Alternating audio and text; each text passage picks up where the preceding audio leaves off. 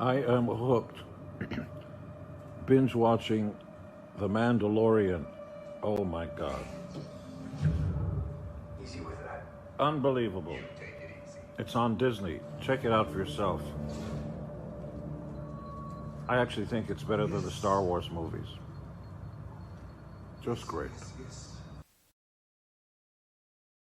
Your children and your children's children will be subjugated.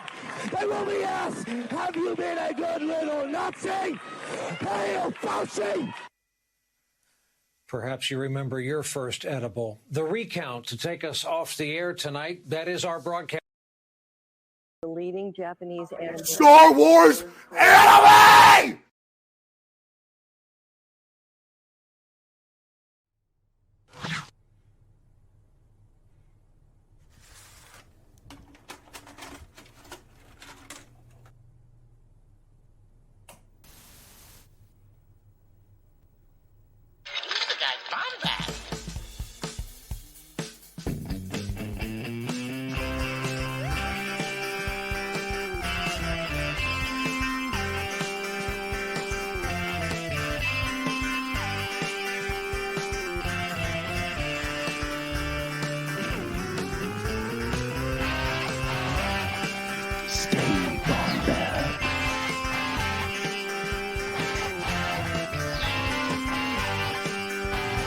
Welcome to the Bombadcast. Guys, gals, and non-binary pals, who we are. Another week, another adventure to go on together. Look at this, a new camera, new microphone. It's like we're getting ready for an event because we are. All right, we've got one of the other creators of this event in the studio right now. We didn't realize it was going to happen either. You know what I'm talking about? You ever heard of this? Oh my God, November 6th. 2021, beginning at 9 a.m. Eastern time. I'm trying to find my other arm. Oh, wow. The camera's really weird. Okay. Make-A-Wish charity event called Podathon. Pete and I are putting this thing on together. Okay. Making it work. We're hosting it on our pages. You got to stay tuned for this. It's going to be sick. We got a huge guest list of people that are going to be involved with this on November 6th, 2021. Tarkin's Top Shelf, Tatooine Sun, Star Wars Explained, Imperial Senate Podcast, Podcast of the Wills. We've got Blue Bantha Milk Co., Holo Chronicles, Pink Milk Podcast, Broaxium, Space Wolves, Beyond the Blasters Live, and Force Connect. My God, what a crew. What a crew. And that crew wouldn't be possible if it wasn't for so many of the wonderful people in our community, all the positive creators. And yes, I'm talking about my buddy Pete in here and Jerry and everyone that's probably in the chat hanging out right now. What's going on? So let's plug in some things. Every Tuesday on this page, you can watch Hyperfocus with Jerry Cable. Okay.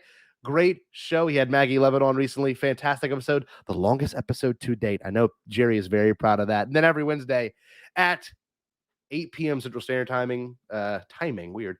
Central Standard Time, you've got the Bombadcast, own Bombad Gaming right here. It's me, Scotty Jarrow, running the show. And then every Thursday as well, you've got the Bombadcast. This is what you're watching right now. I'm so happy you're here. And yes, we've got a new shirt out. Okay. Mine should be coming in very soon. The Stay Bombad Icy logo shirt. So happy that we're doing this. So happy everyone's here. Let me bring in my co-host, Jerry. The timing was impeccable on that. Yeah. Oh, I got to run over here and grab. I made a quick list that Scotty asked me to make and stuff, and I was printing it out so I didn't have to look at my phone. And so here you go. Listen, with Bombadcast, you don't need a behind the scenes special because you get the behind the scenes in the middle of the show. Constantly. That's what you get. Constantly. And one thing too is we also got a special guest host that was not really involved with this What? until today. I know, until today, and he is actually one of my favorite people. I talk to him more than I talk to my own family. And that is the wonderful Pete Fletcher with Around the Galaxy. Look at this dude right here. What is going on, Bombad fam? It's been a minute since Pete's been on our show, right? It's been a while, I think, right? I can't remember the last time I've been here, but I was on with Jerry not too long ago doing the Palpatine interview, which was just one of those things. Was that the last time? I think it was, man. And I'm surprised you're letting me back on after that. That was a little bit bizarre. Hey, but man. it was fun. Hey, man. Hey. I think we need to get that on here. And I would show of hands. Have you seen the Palpatine interview? What do you think of it? I'm just saying. Should we have Palpatine back on? He's a very controversial figure. I don't really know. I don't really know if we should have him back on or not. I think he's been canceled. He's got a lot. He's got a lot that he's done. Look at Nick with the jokes. He says, "What's Sally sipping on? Is it Papa John's garlic butter?" No, my friend. I am sipping on pineapple sake. So I am currently enjoying the finer things in life that are a part of the Japanese culture while we're talking about Star Wars Vision. I can't believe you took that off a brown paper bag on the street on your way home tonight. That's amazing. I did. And I stole it off a homeless man. It was awesome. Oh my goodness. That being said, gentlemen, oh man, yesterday we were gifted some amazing things, and I mean that when I say that, like seriously. That episodes, those 9 episodes were phenomenal. Only because we kind of got it all at once. Look at Pete's shirt. I'll get my shirt on in a second. I have it. I have my podcast with the shirt. Oh, maybe. I don't know if we're ready for that. Ooh, oh man. So yeah, I agree, William. Visions was pretty incredible, right? And we're all here because I said something in our friend group chat, or our anti-network group chat, which is not really, anti-network. It's not really a network, but we talk more than most people talk. So it's anti-net. It's anti-network. It's the antithesis of a network. I'm gonna need some more of this. We all attack each other, but so we're in this big group message, and like I definitely text that message more than I text any person that I love or know. So just know that's part of my life. And so in that group message, I was pinned to the top of my messages now in iOS 15. Yes. Just yeah, so we know. yeah, it's I do always that too. at the top. So I was telling Pete and Jerry that I really love Visions. I think I liked it more than most things than I expected, especially the weird stuff. And that's kind of a nice discussion, right? I mean, hopefully everyone's seen it in here. I don't think we're going to get into that crazy spoiler territory because it really doesn't yield itself to that. It's not like it's canon where it'll be ruined for you. I mean, if you want to have the some of the stories have very cool reveals and stuff, and sure. I think we will be talking. I think we'll be getting into some of that stuff. So yeah. if you haven't seen. But yeah, it's like I don't think Kylo Ren's gonna show up in season 2 or something, you know. Now I do want to start this with Pete real quick because I want to hear your take because I think you might be the only person that really feels this way. Pete, if I'm not mistaken, you would have rather this drop week to week. Yes, I would have absolutely. I because I feel like, and maybe my compromise on that is to give us 2 a week because there's so much to. I actually felt so. Coming into our conversation, I rushed through. I mean, I didn't speed it up, but I watched the last 3 late this afternoon, and because I hadn't caught up, and I felt like with the whole thing, I haven't been able to just sort of let them all sink in. So now I'm processing 9 very different stories, 9 different very different concepts and designs and things all at once. Whereas I think one of the great things about Disney Plus has been this ability for all of us to kind of get an episode and talk about it and share it online and work through it ourselves. And I think that would have been great. That said, I think I'll end up watching this again probably over the weekend. I'll end up watching all 9 again.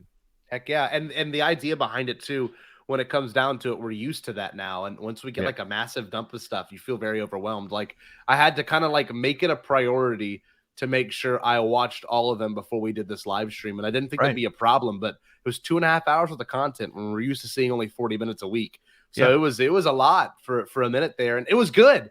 But each one of them did bring its own flavor that I would have rather have been digested slowly than be like, okay, on to the next thing, which I don't like over that 1,000 years. Yes. Instead of, to make a reference of the Star Wars. But yeah, no, Jerry, what about you? How do you feel about that? Because I would have liked week to week as well. I think I would have liked week to week, but there was something to me. My Death Star's blinking in the background. Can you see the batteries dying? I just now noticed that. I'm gonna move that. I thought there was some sort of alert. What if it's like the Death Star? The Death Star alarm just. Yeah. Okay. This show's already great. What was the question again? Oh, okay. Week to week. So, I think it was an interesting choice what they did with this. I found myself really enjoying that it was all there. But again, there was that I need to make sure that I don't, see a spoiler or something, things like that, which again, it's not canon, but at the same time, there's some things in there that the way they choose their time period leaves a lot of room for them to tell stories like this. And there's actually a few stories in this one that I wouldn't mind if it was canon. Exactly. Honestly. There's definitely a few things in terms of storytelling that I would have loved. And Michael brought one up too.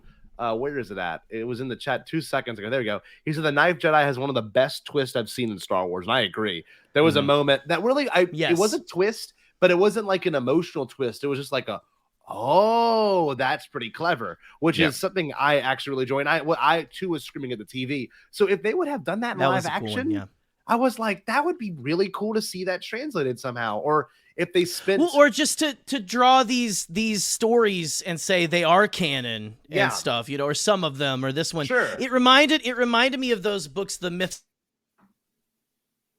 He muted. You're muted. You muted. What in the world? Well, I mean, I didn't do anything, so I don't. Wait, your microphone is very different too. I don't know what happened. Your really? Microphone, you must have unplugged your microphone. No. I didn't unplug it or anything. Something popped up though, so I don't know if like some update or something hit. I don't know. Well, anyway, I don't know if mics have updates. Fix your mic because it sounds like a garbage can. Yeah, thank you. You just changed yours, by the way. So here we go. What do you mean? Oh no, I know. I'm joking. I was just trying to throw shade. Guys, hey, come on. That's why I'm here. You know what? Are you guys gonna?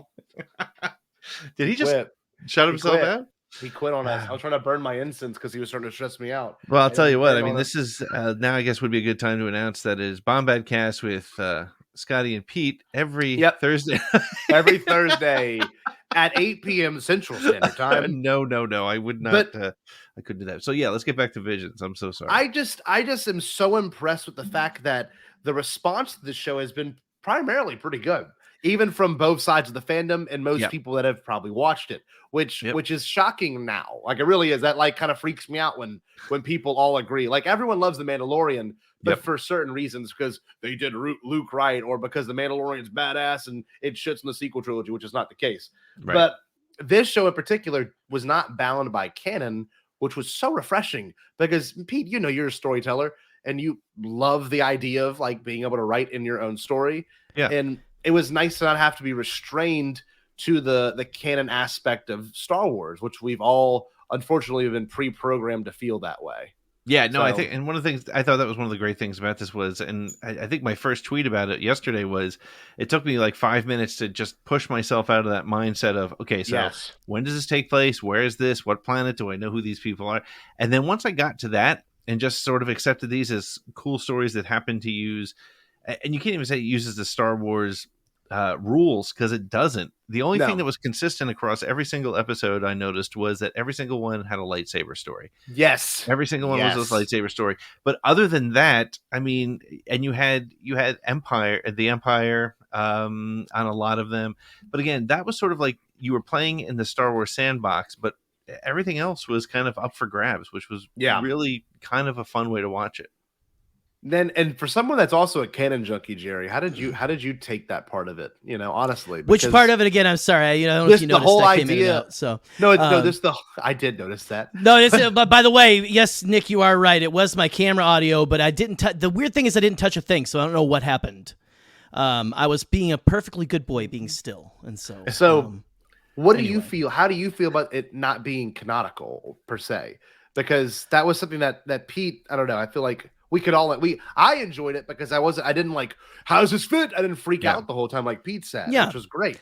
How did you feel about that, G? I think what I was saying before my computer did some shit to me was that I really enjoyed it reminds me of the way they do the Myths and Fables book or they rebranded maybe it was the other side of the fandom is the one who changed my mic. Who knows? Because I was gonna say they rebranded the EU to Legends and stuff and everything. I like that kind of because to me it doesn't mean that it didn't happen. It just it doesn't matter. It means hey, maybe this is the story people tell. Sometimes this is like the campfire stories things like that. And It's that's like really the samurai a lot of these had movies of that. the Star Wars universe, right? Yeah, It's yeah. Exactly. Right. These are the stories that Maybe they these are tell, hollow and dramas. or Somebody something. said on Twitter, I wish I could remember who it was, because it was a really good concept. It was like, imagine the stories that Yoda had to tell the younglings to keep their interest and tell them stories, because each one of the stories had an important lesson. You know, you had these little 20 minutes with, and they were all similar lessons, but there was a lesson in each story. None of them were, other than one or two of them, none of them really were without some sort of pretty obvious but well done, not hit you over the head, but sort of moral tale. And so that's a cool concept. And again, they were just fun stories. I really enjoyed them.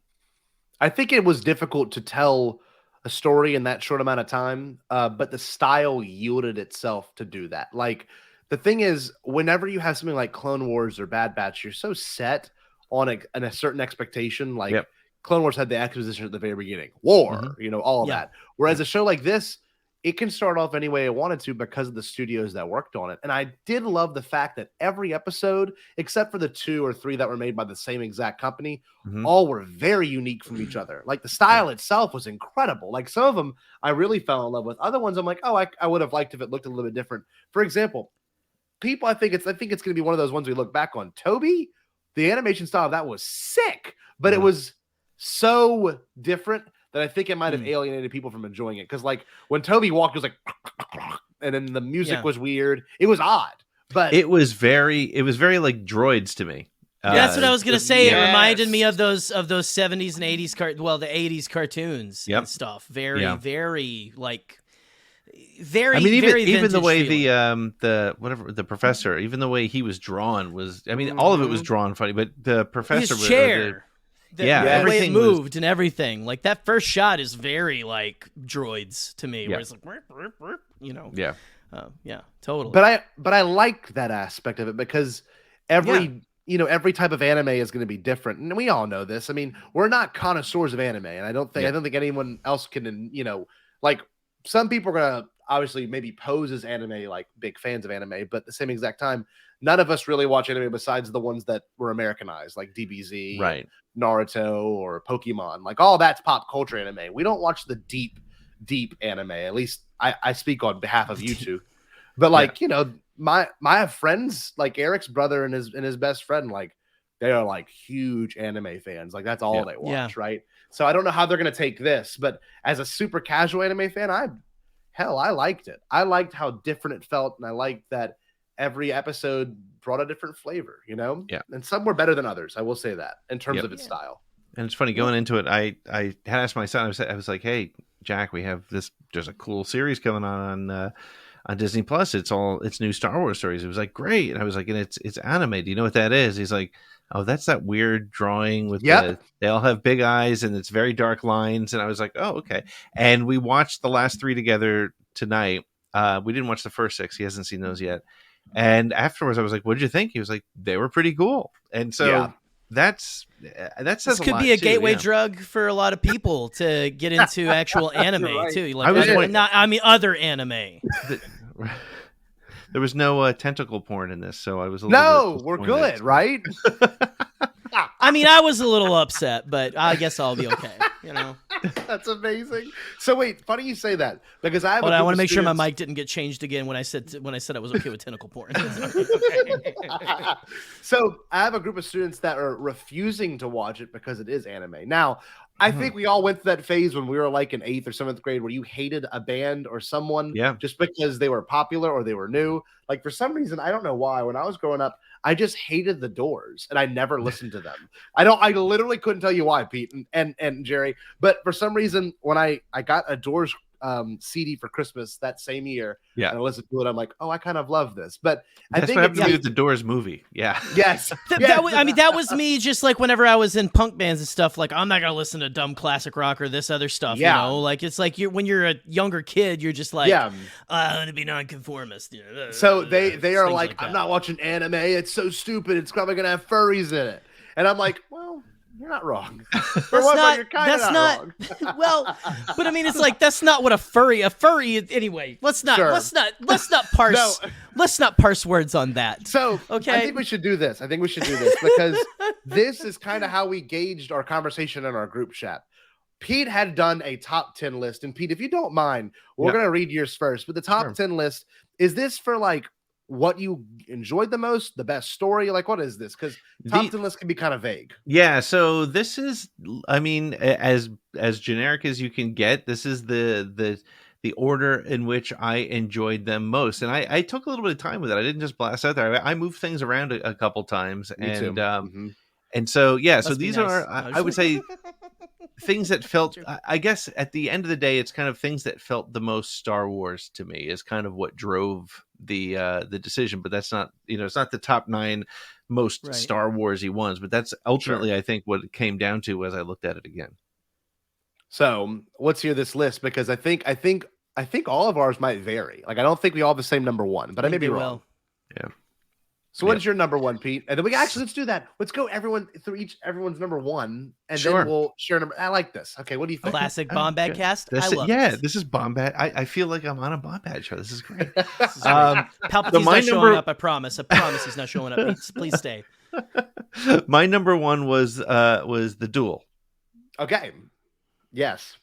I can see why. I mean, that style alone was incredible. Like what a great one to start off with too. Like in terms of the whole series. Yeah, and it had it had it definitely felt very, very Star Wars. Right. It was cool because it was you had sort of the darkness to it. I mean, the style was great. The fact that it was black and white with color used at just the right moments. For the important pieces of it, and just the fact that it was all centered around a duel with a great bad guy and or in this case bad woman, and which was bad awesome. A Sith, right, a Sith, right, and to me it just felt very Star Wars. The music to it was fantastic. It was a good entry, and it was it was funny as I was thinking about this list, I was also thinking about how they chose the order to do which episodes, and to me this is that perfect one, because I think even if and I think the reason I liked it too is I'm not a huge anime fan, so to me this felt more like animation versus anime, and I'm sure I would get beat up for that because I'm sure there's a particular style that's related to that a lot of people like, but to me it was the most most approachable type of style to me as well. It also was in a weird way kind of extreme. Like, it kind of set the tone for the rest of them, because it's an English dub, so a lot of the words in some moments aren't perfectly synced up with their mouth, which is for us with Star Wars, it's kind of a hard thing to wrap your brain around, because it's usually designed for people that speak English, right? And for the first time it was not, and you're watching it and it's not horribly bad like some anime can be, right? But this, you're watching it and you're like, okay, I can see where they're going with this. And Jerry mentioned something really good before we even started this conversation, that some of the dialogue doesn't translate well, and we'll actually end up talking about that with the other part of our list. But well, it's like there's a way of speaking, in a different language, the idioms and different things like that don't translate sometimes to other things, and the repetition in some scenes and the way that people are describing their actions and stuff, even, I think it is different between English and that. And I mean, from what I've heard, English is one of the freaking worst languages to ever learn, because it's so effing complicated. So, but Jay, to me, it's so easy. It's almost like you were raised with it. Wasn't it? But I know it so well. Okay, anyway. So that the dual one really was the one where I was like in the Easter eggs in it, right? With the Star Wars poster in the background. Did you notice that, Pete? There is a I didn't notice that until I watched Star Wars Explains thing. The Easter eggs. Eric watched it. Eric noticed that we were watching it together. And so, Eric would notice that, because yes, Eric is a boss. Okay, he is a boss. Eric is a boss. So when I was watching that with him, that was the only one that we watched 6 of them together at like 4 a.m. That was the only one where we were like, dude, like this is crazy. Every other one after that was kind of like, oh yeah, I like this. I get this. And I think in terms of story, the story of that one's super simple. This guy roams the town, villains show up, he kills the villains. He's not really a good guy. He's not really a bad guy. Therefore, he is Ronin. Okay. He's trying to make revenge, trying to get revenge. And the cool part though, and for some reason they were fixated on this. I don't know if it's maybe they got like a certain script or like a certain thing to follow, but every one of them was like kyber crystals. And I'm like, why is this so kyber crystal heavy? Because like Star Wars doesn't stray away from it, the stuff we get, but like it's a lot of kyber crystals. And he was like pulled up in his jacket, had a ton of them. I was like, this is pretty cool. He had all the bled crystals and stuff. It's like he's and I don't want to take away from the rest of your point or anything, Scotty, but no. I'll actually say the Duel was my number one. Okay.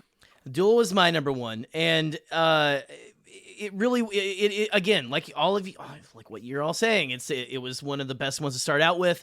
The way they made it look like there was even like the little film grain and stuff on it that made it look like an old samurai film. And everything. Like here, like Star Wars Thrifting says, we've got the book coming out and everything. Like after that, I was immediately like, I need to pre-order the book, and I'm going to. Yeah. And I mean, like it's not coming out until the 12th, I think, and I've got like I gotta wait for those Audible credits to re-up. But I cannot wait for it because something I noticed from Alex, in his video on Star Wars Explained, said that I was thinking it took place in like the Mandalorian timeline. Oh, okay. But I didn't notice that there's a lot of First Order troopers. Yeah, the design so weird for that one. Yep. Mm-hmm. I mean, well, he said like it's got first. It was a combination of both. So this is like after the sequel trilogy, even. It's weird. So this honestly, this is one that I think you could make canon the most. Oh, interesting. This one. Okay. Because I like the whole and also I didn't know how I would feel about the lightsaber in a sheath. Okay. Mm-hmm. I liked the way they did that because that was the most that was my favorite use of it was that one, which is the first one you see.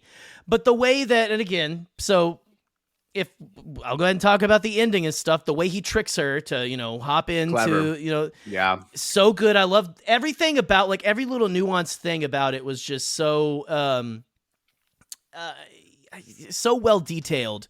But the way she like moves the log so she can see clearly, that was cool. Jump through. That was very cool. That was very clever, and then jumps in. But the way that that you don't know until the end that sheath also has a blade in it. Yes. I loved those and I know people are like, the umbrella, whatever, how many different types of lightsabers or laser swords to piss people off if I can. Yeah.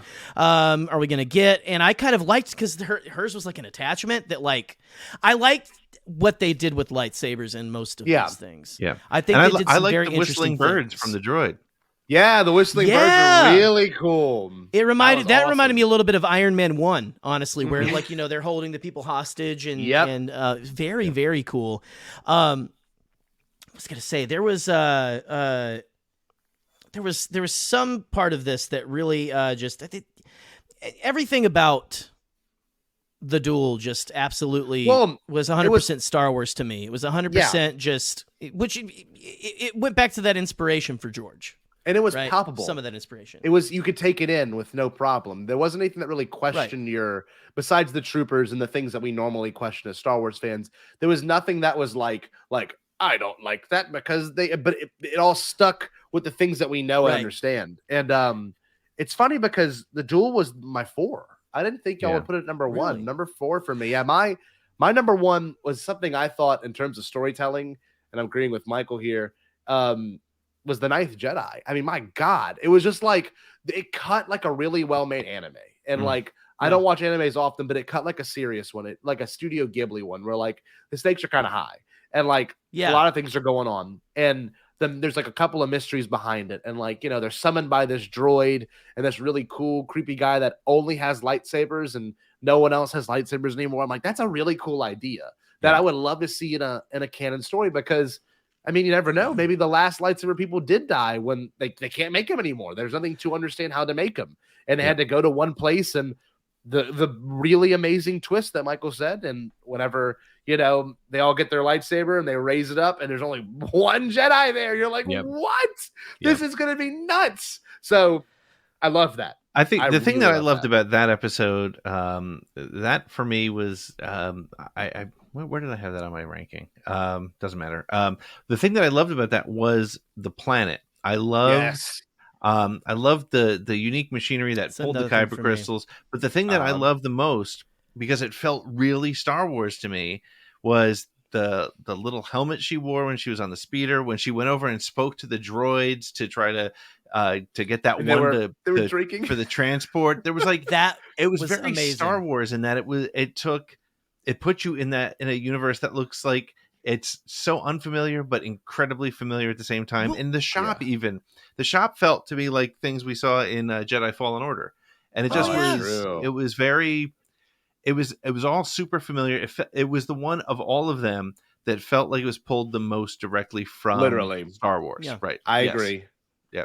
Well, I mean, you talk about the landscape, Peter, the planet. Like the landscape was, I mean, it was very like terrestrial things, but the way they used the snow, you had the meteorite pocked landscape with like little like crater puddles. Like, water in the craters and everything like that. Then they go into the forest. They had the frozen lake. There was a lot of it that was just things that we'd seen before, and very terrestrial, but very like unique, and making it it made it a very interesting looking location and everything. And I didn't really pick up on this, but apparently it takes place really far in the future.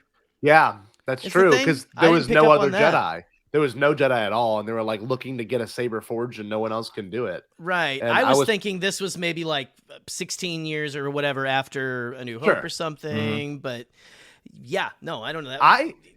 One thing that I would love to see in Star Wars from here on out, the fact that every time they got the blade and they ignited it, it was a different color. So hers was completely clear, and I'm like, that's so cool. Such a cool look. And she didn't know which side she was really with. And then it turned to blue, I'm pretty sure, when she made her choice. Green. And it turns to green, which I forget the lightsaber colors. Yeah. So cool. I watched that one a couple times today, and I missed it the first time, but the moment where it actually changes, and I think blue is defensive, right? Green is like protection or protector. Kind of, I don't, in the old canon and stuff, I don't know if maybe Michael or someone in the chat can help us out with like what the lightsaber colors used to mean. And then you had the one guy at the end whose saber became purple. Yeah. That was so cool. Which in old canon was you dabble with the dark side, or you you dance with the devil a little bit and stuff. And that was kind of an interesting. Which makes sense because he started as red, right? And he became purple. Yeah, which he said, I let their evil corrupt me or something. Yep. This is something I believe what he said. But I also, Scott, what I was gonna say. I think if I had to choose a lightsaber color, I think it would be the void saber or whatever. I came with today, like just where it's just like you got no color or whatever, but it still had like there was a cool tint to it. I just I was like, I loved that so much, and I'm calling it the void saber because it's just like that sounds fucking freaking badass. Excuse me, my apologies. Mike, all remaining system says blue was guardians, green was consulars and diplomats. Oops, more or less. Sorry, Yeah. that was me. Yeah, that is something too that I don't know if that's necessarily the same in this story, because it felt a little bit different. And the fact she felt more like a guardian, honestly. Yeah. The fact that dude was in the droid the whole time, loved it. And look, this is one thing I've always wanted to see in Star Wars, and I've talked to Chris Ryans about this before privately. I said, the thing I want to see in Star Wars more often is tall droids, because if you're going to build it, make it intimidating. And you don't see that visually in Star Wars. Like a really tall droid. Right. That droid was like 12 feet tall, really broad. They were all kind of intimidated. They didn't know what to do about it. They thought he was, something else, and then it was a little scary, very intimidating. There were two things about the guy who popped out. Duro, what's his name? Duros or something like that? Goros or something? Yeah, I can't remember. There are two things about him that I loved. Number one was he looked like a bad guy, which was cool. Yes. The red eyes, yes. And number two, it looked very much like the Fulcrum logo on his back. Interesting. I noticed that it had the thing and then the little dots. It was. Wow. Yeah. So I wonder. Oh, Juro. Thank you, Lauren. That's awesome. Juro, the yes. Margrave. Yep. So it was. But it was just great and that was why I think that episode worked so well. And somebody in the chat said it was the most complete story, and it really was, because when he walked in, I want the rest of it. All of us were like, "Yeah, he's obviously walking into a trap." And then you started, "Oh, well, maybe it's not a trap. Okay, maybe that's the way." And I think part of that is not being familiar with the way anime stories are told. So I was like, "Oh, okay, so they're telegraphing it." And I was like, "Oh, okay, well maybe they're not." And then just all the twists, it had a ton of different twists in it, which I thought just made the whole thing work really good. And by the way, we forgot, how cool were the Jedi Hunters in that episode? Yes. Oh man, I want like Black Series slightly figures of different those masks guys. and stuff. Yes. And that was another thing. See, that was another thing. Very insectoid, very it was almost arachnid. Yeah. The way that their eyes were. That's one of the things that made me look at it like pure Star Wars, because so often you make your bad guys, they all look the same. And Knights of Ren, as useless as they were in The Rise of Skywalker, they all had their own look. And I think that's one of those things you do see in Star Wars occasionally. You can see two different aliens, but they're different enough. They make that effort to go that extra bit. And that's what I thought was great about it. Because I remember consciously looking at it like, oh, okay, they are, he's got 6 eyes and this one's got 4 or something like that. And I noticed that they were different. Or is it just a helmet or like that? Right, I love that whole conceit of that's a great Star Wars thing too. You don't know. Were they droids? Were they people? Were they aliens? Were they helmets? Were they 100%. Love it so much. Brian from Pink Milk was on ATG Cast. So we'll plug. Go check that out. But remember, he talks a lot about helmets and Star Wars and stuff, and I love that kind of like you never know what's underneath. That's a really cool. I love that concept of all of that. I loved the little droid. Oh my god! With her as well. 4 9s. Yes, I think 4 9s. Yes. That I want more of those. Like that. This is so much of this. Like the speeder chase through the forest and everything. It was my favorite way they for that reason. Now I did think that this one was connected for a little bit. For a hot second, I thought this was a prequel to the duel because I thought. Yeah, his name is Rodin. Rodin. Okay. It's Rodin. I looked because I had to. I watched these a couple of times today. I had the day off before I went and got my kiddo. I watched them a couple of times and I paused on the cast lists to get some names. Mm-hmm. And it's Rodin. I thought she said Ronin. And Me too. I was like, then he had an Indiana Jones death, and I was like, I don't know really what's going on. He died like a Nazi in Indiana Jones, which was really awesome.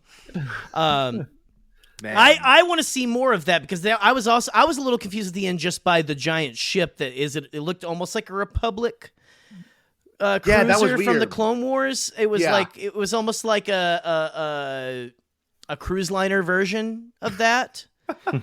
If that you know what I mean? Like it was a little but a lot of these ended with like we will go and we will find someone or we will do this. Yeah. So that's something we can get into at the end, but this is one of them where I was like, I want to see the next episode of this. Sure. Like I want to see them pursuing whoever has the father, these new Sith that they defeated, which how cool was it when they sliced the little,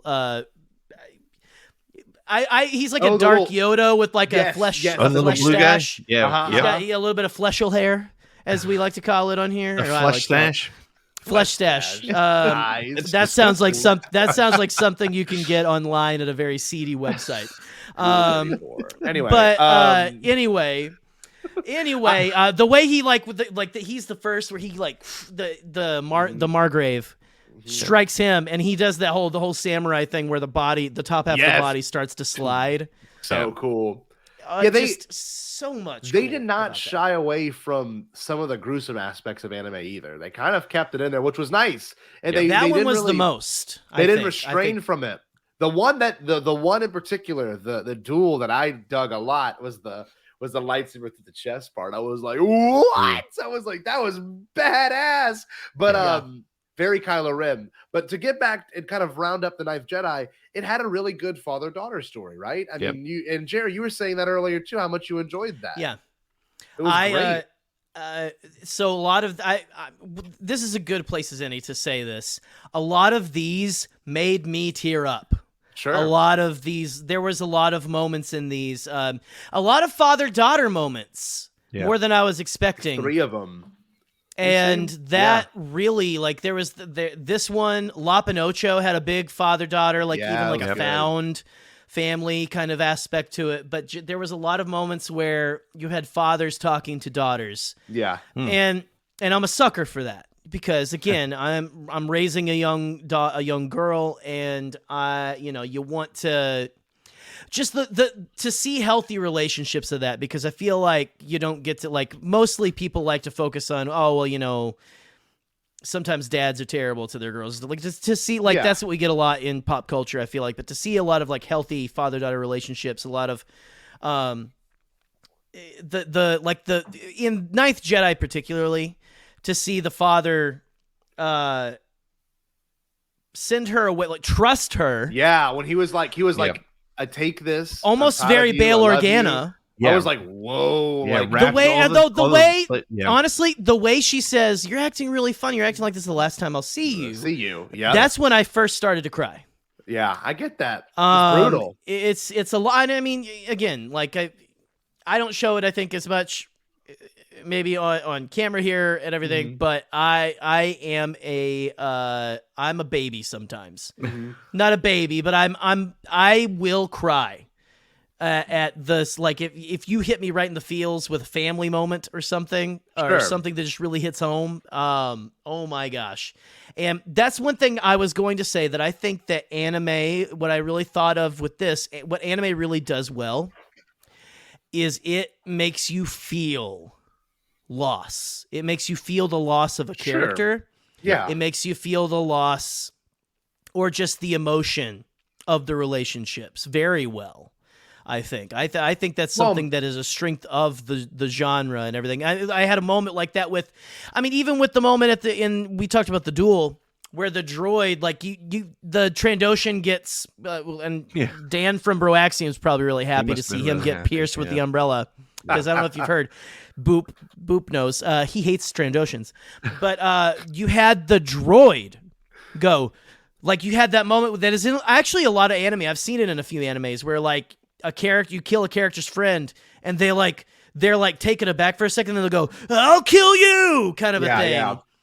That moment, they didn't make me cry, but it was very, like, that's something visceral. I feel like is a strength in anime. It's very visceral, very, like, these deaths matter. And just since I brought the duel up again, I just want to go ahead and shout out my boy, the Doug in the probe droid with the swords, because he's just listed as Doug, so I'm calling him Doug the Doug. Just saying. I loved him to pieces. So go ahead. And he is in pieces now, apparently. What's your number 2? Well, my number 2 was the Ninth Jedi, so I'll go to my number 3. Should I go to my number 3? Yeah. So my number 3, brace yourselves, is the Elder. Oh, this is where we're gonna get in the fight. Yeah, this is where the gloves come off. Tell me your reasons why, because you might convert me. But Eric and I talked on the phone for like 30 minutes before we had this conversation. How much you hated it? How much we hated it. But so a couple of mean girls. I don't hate things often. Pete, save it for us, or maybe make me feel differently. I don't know if I'll make you feel differently. The reason I liked it for multiple reasons. I loved the Master Jedi. I thought, and I look, you and I talked a little bit about David Harbour. Yeah, David Harbour was great. And I love that he was so monotone and nonchalant. And I thought that was a different way to show a Jedi, and I loved that. I got major young Anakin feels from what's the name? Who's the guy who did the voice for him? Can't remember. Doesn't matter to me right at the second. But the guy who did the voice, he was really. I liked that. So I love the Jedi, the Padawan Master relationship, and I thought it was a really cool, different way to portray a master. Very one note, very level, sort of like taking the Jedi. The Jedi rules to heart a little bit differently. I loved the little Sith dude that they fought. I thought he was wild. Liked him. That was an interesting character. Oh, man. And I also loved, and again, it was, to me, it felt very, it didn't feel Star Wars, but it felt very Spielbergian, if you will, when the Padawan built the relationship with the kids, just like with the winks that was and cool. that sort of thing. I thought that loved that. Yeah. That showed a real connection. And then finally, it had my favorite death. I love the way he had the lightsaber off and just held the handle in front of his chest and turned it on. Yeah, I thought that was great. But I think it felt very for the same reason I love the Ninth Jedi is it had a very Star Wars feel to me. I felt like I was in a Star Wars world, and I liked their ship. I liked the Sith ship that was parked. It had a lot of pure Star Wars to me. And I know you didn't love the dialogue, but I felt like that was actually one of the cool things about it because it was Weird. It was bad Star Wars dialogue, but it worked. I felt like it was very mundane, but in a good way. Like I liked how mundane it was. Well, I'll tell you this much. I like Tarantino mundane because it develops the character. Whereas this was like mundane, like, Master, you have been in the Outer Rim for 3 years. I have, Padawan. And being in the Outer Rim, you must have been to plenty of planets. I have been to plenty of planets. The planets were really cool. Can you name all of them? I cannot name all of them, Padawan. I'm like, this is driving me insane. I'm sitting there like, what's happening right now? See, but like, isn't that like, funny? Because to me, I normally hate anime dialogue. We talked a little bit about that as well. Yeah. But I don't know why I thought it really worked in this situation. I think it was sort of an impression that I have of the way perhaps Jedi, my impression of it's sort of a Qui-Gon-y kind of thing. And so, it worked for me. But to me, Qui-Gon speaks kind of prophetically. Every time he says something, it's kind of like... Is this about Scotty?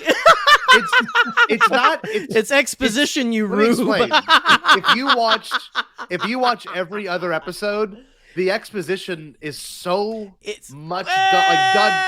Yeah, there's one episode where it's even worse. Don't yell, Jerry. So I'm not the yelling. exposition I'm just... in this one, it's terrible. And I'm sitting here thinking, like, why am I hating this so much? And I don't hate Star Wars. I normally don't get upset about it. But I'm sitting here, I'm like, if people could for some reason hate the Phantom Menace or Attack of the Clones Revenge of the Sith because of its dialogue, then they can't enjoy this. I just refuse to believe that someone can hate those movies for dialogue and then try to say that they like this one, because I'm watching the whole time and I'm like, this is just so, it's like word vomit. It's like every word these people are saying is just to get a point across, but not in the way, the clever things it did. Like Pete said, the winking was badass. I'm like, that's kind of cool. I like that. The every word the elder said was really sick too. Yep. But every time, we had a moment between these two characters, it was like, I want to go to the mountain. You should not go to the mountain because you're not trained, in case he's up there and he has his lightsabers. But look, Master, I'm more of a mountain guy. You're more of a ship guy. I'm like, what is happening? I'm like, this is insane. I'm more of a ship guy. I've known Pete for 2 years now, and I've never been, Pete, I like your podcast because it does this. He's like, Scotty, your podcast also does this. Pete, I don't know. Let's look at the receipts real quick. So I will tell you. But here's the thing, though, and I nuts. I don't think I like the dialogue in any of them, to be honest with you. And I just think it's a style of anime as a translation as a way to tell stories. So it was, to me, what Scotty I loved. needs more sake. Honestly, I don't know if I listened to the words. I liked the delivery. I actually really liked David Harbour's delivery as a Jedi. I thought it was very okay. I don't know. There was something about it. I forgot it was David Harbour.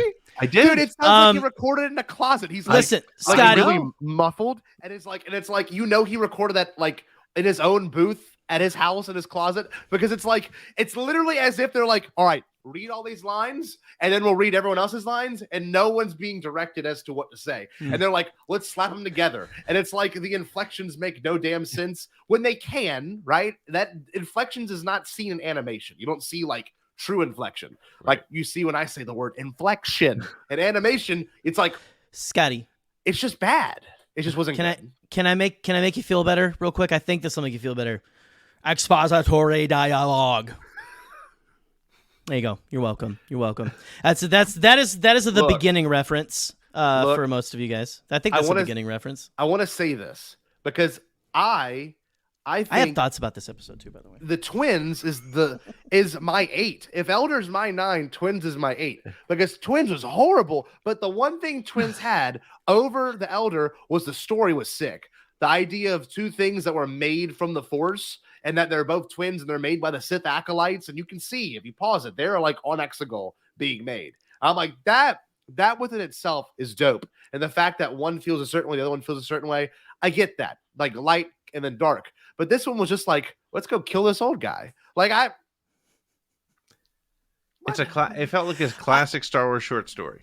And you're right. And I will admit that, but it wasn't inventive at all. It didn't do anything for me. I wasn't like, the only thing cool was but the duel was crazy. And it was a classic Star Wars story, but it had a stylistic approach that I appreciated. And I will say the animation for The Elder was very good. And it did have the classic anime guy that was like, the little guy. Really yeah. The short blades too, which was kind of cool. I did dig that. I didn't hate the whole thing, but it was the weakest to me for that reason alone, because it was very much Jerry, you like Star Wars. We should talk about it on our podcast sometimes.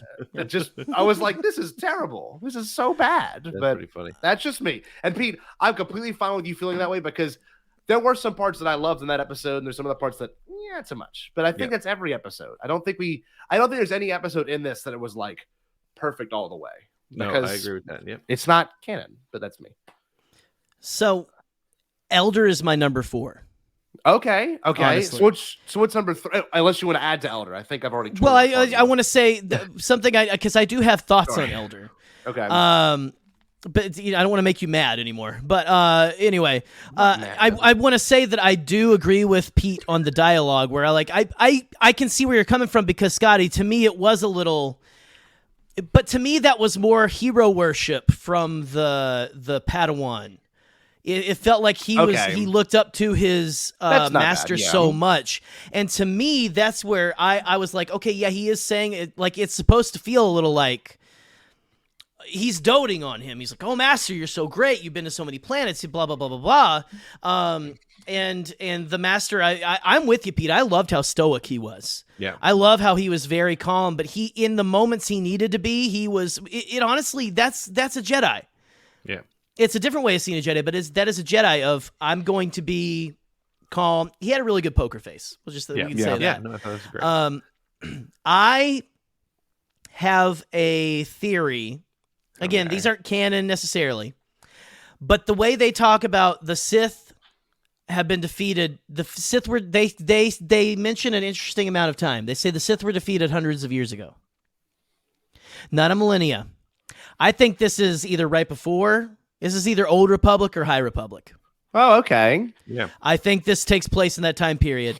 I also really love how the Sith, whatever he is, he crumbles into ash. Yeah, that was cool as shit. I thought, awesome. and people were like, that's just a stylistic choice. I would love to see that in a film. Sure. I would love to see you can be corrupted to the point to where you don't really become one with the Force. You crumble to ash because you have used every last blown away in the Rise of Skywalker. Yeah, and he became right. Mm-hmm. Like I loved that. It was a very to me. I think that should be canon. I think that should be a thing that is brought into it, because that is, I'm getting sweaty about this, because I think it's an interesting juxtaposition to how Jedi, like if you have that training, if you're one with you become one with the Force, you disappear. Yeah. Your body disappears and fades away very gracefully, whereas the Sith, you just crumble into dust. Yeah. You're ash, because you used all of your your good times. Yep. You used your life force. You used all of that for that. So I loved that. And again, I am planting this firmly in between the Old Republic and probably more in the Old Republic, because they said hundreds of years since the Sith. Where I found that lore very interesting. Yeah, so it was pretty cool storytelling. I'm a very big High Republic fan, though. So I think I might have the most controversial number 2, and I mean that because. I don't know. I'm 12 years old. I'm sorry. I'm 12 years old. I know you're talking about your number 2 pick, not a poop. Oh, Jesus. Stupid. Akakiri, which is the very last one. That is a very controversial. The story. I don't disagree. The visual storytelling was very unique for anime within itself. I don't really know where to pinpoint it I don't know who I can refer to in terms of its style in other shows. Mm-hmm. But the story within itself was the only truly bleak one. Like that was like really bleak. Oh, Where it like ended so bad. Yeah. Oh, and Yeah. it was well done because he kept having these visions of someone getting attacked, and I'm like, what is happening? And come to find out, I love the twist of it. And I'm like, oh my god, Yeah. that was her the entire time. But the idea behind it of like this guy was so in love with this person, you know, wanted to take her and make sure her kingdom was safe and everything, and then come to find out, he pulled the Anakin card where he thought the only way he could save her was to, you know, give up everything that he loved and his good side, his morals. And I really liked that it wasn't stormtroopers and it was something else. It was a different entity of people, and you know, it wasn't anything a different we've seen before. Quote unquote True. Sith than we've seen before as well. Like it was someone. This felt very ancient to me as well. Honestly, it felt like it was very Old Republic / High Republic, whatever you want to talk about. Maybe more Old Republic, frankly. Yeah. But I continue though. Gush more. That was the one, and I mean this when I say this. This is where I think this is going to make a lot of people frustrated. The music in that one alone was freaking amazing. At the very end, where it's like just those solo drums after he's like fighting those people, killing all of them and stuff. And then, you know, he likes walking off with, you know, the commander, whoever that lady was. When he walked off with her, I was like, this is crazy cool. And so I'm watching, I'm like, it didn't hit me till that moment that the music itself of that episode and the episodes that came before it were really, really, really good. And I said something in our group chat and on Twitter that I think I'm going to hold to it. The music was so inventive that it like my ear like went to it when it happened. Now, it wasn't the entire time. There wasn't strings the entire time. There wasn't certain noises the entire time. But when the musical notes did happen, the motifs or whatever you would call it, I was like, oh, that's Star Wars. That's new. But it didn't feel like straight up symphonic music like Kevin Kiner. So I made a claim, and it might be bold, that I like this more than Kevin Kiner's music. And it's frankly true because I felt like, man, the music means something here. Whereas in Kevin Kiner's stuff, it's like an accompaniment to the story. Whereas the music shows up. See, I'm just being honest.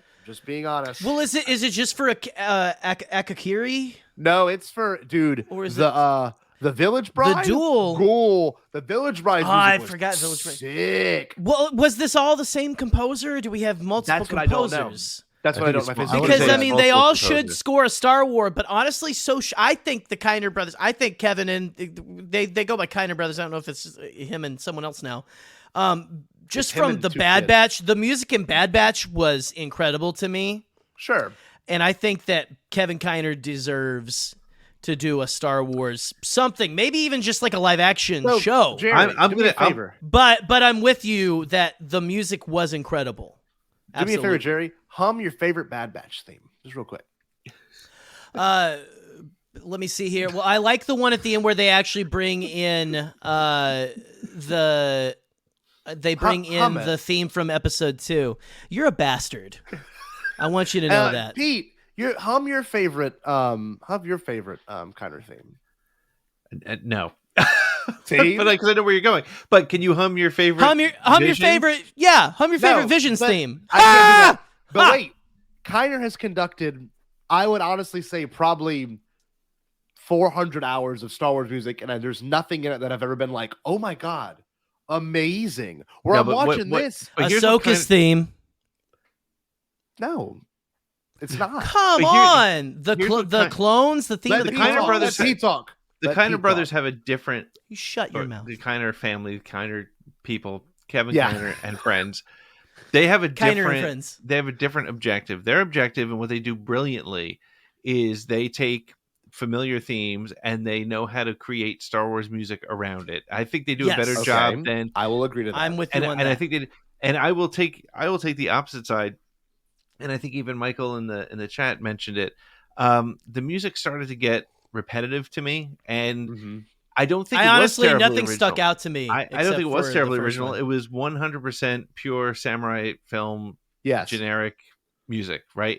But it was good. It fit the none of it was out of place at all. It was all perfectly done.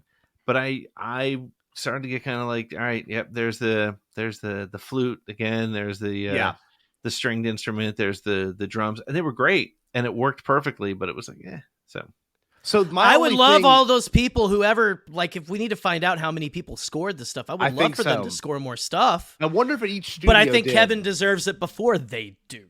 Well, my thing Honestly. too, this proved to me that Star Wars obviously is a type of world music where it's around the world, everyone can appreciate that. That's evident with John Williams.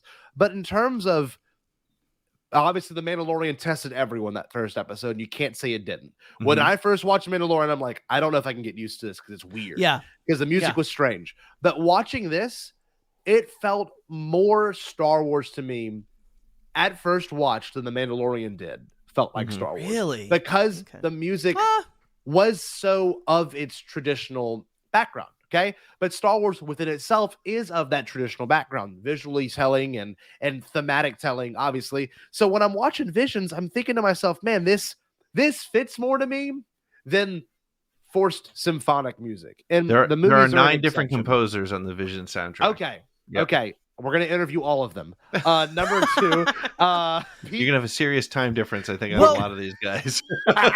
Well, listen. Probably can't even talk to him. Whoever wrote the song for Tatooine Rhapsody definitely needs to score a Star Wars film. Oh, That's hell all yeah. I've got to say. I love that. I want a song that is in basic in Star Wars. true. That was an itch because you never had. There's no song in basic, and I would love to have that. And I think they did a little Huttese at the end, didn't they? A little Like bit. whenever I think so. everyone's singing, they did a little Huttese and then Free Yourself and stuff. Yeah, I loved that kind of stuff. Celebrate Anyway, the love. Celebrate the love, something It's like a line that. from Yub Nub. Exactly. Yep. Also, one thing too, I'm getting attacked in the chat. It's like my favorite thing in the world. This is my favorite. Here, put him in the garbage. He deserves it. Look, I will say that if you go back and watch it and you watch it from a musical perspective, I think a lot of you will not be disappointed. Now, if you do the same thing for Bad Not Batch, disappointed. I'm sure it'll be the same exact thing. But eat a toilet.